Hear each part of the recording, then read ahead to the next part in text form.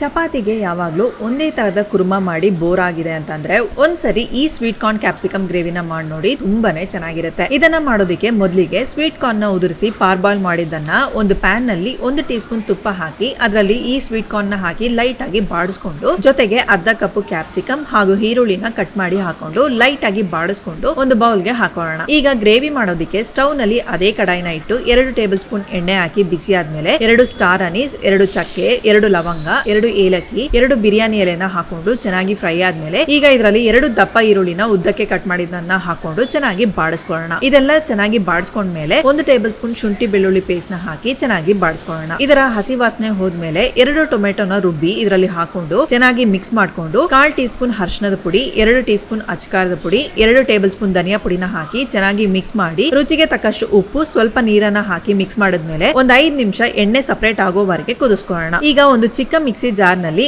ಅರ್ಧ ಕಪ್ ತೆಂಗಿನಕಾಯಿ ತುರಿ, 10 ಗೋಡಂಬಿ, 1 ಟೀ ಸ್ಪೂನ್ ಸೋಂಪು ಕಾಳು, ಸ್ವಲ್ಪ ನೀರನ್ನ ಹಾಕಿ ಚೆನ್ನಾಗಿ ನುಣ್ಣಗೆ ರುಬ್ಕೊಂಡು ಇದನ್ನ ಈಗ ಕುದಿತಾ ಇರುವ ಗ್ರೇವಿಗೆ ಹಾಕಿ ಸ್ವಲ್ಪ ನೀರನ್ನ ಹಾಕಿ ಮಿಕ್ಸ್ ಮಾಡಿ 1 ಟೇಬಲ್ ಸ್ಪೂನ್ ಗರಂ ಮಸಾಲಾ ಪುಡಿನ ಹಾಕಿ ಚೆನ್ನಾಗಿ ಮಿಕ್ಸ್ ಮಾಡಿದ್ಮೇಲೆ ಗ್ರೇವಿ ಸ್ವಲ್ಪ ತಿಕ್ ಆಗಕ್ಕೆ ಶುರು ಆಗುತ್ತೆ. ಅವಾಗ ಫ್ರೈ ಮಾಡಿಟ್ಟಿರುವ ಸ್ವೀಟ್ ಕಾರ್ನ್ ಕ್ಯಾಪ್ಸಿಕಮ್ ನ ಹಾಕಿ ಮಿಕ್ಸ್ ಮಾಡಿ ಒಂದ್ ಕುದಿ ಬಂದ್ಮೇಲೆ 1 ಟೀ ಸ್ಪೂನ್ ಬೆಣ್ಣೆ ಹಾಕೊಂಡು ಸ್ಟವ್ ನ ಆಫ್ ಮಾಡಿ ಒಂದು ಬೌಲ್ಗೆ ಹಾಕಿ ಸ್ವಲ್ಪ ಕೊತ್ತಂಬರಿ ಸೊಪ್ಪನ್ನ ಹಾಕಿದ್ರೆ ತುಂಬಾನೇ ರುಚಿಯಾದ ಸ್ವೀಟ್ ಕಾರ್ನ್ ಕ್ಯಾಪ್ಸಿಕಮ್ ಗ್ರೇವಿ ತಯಾರು.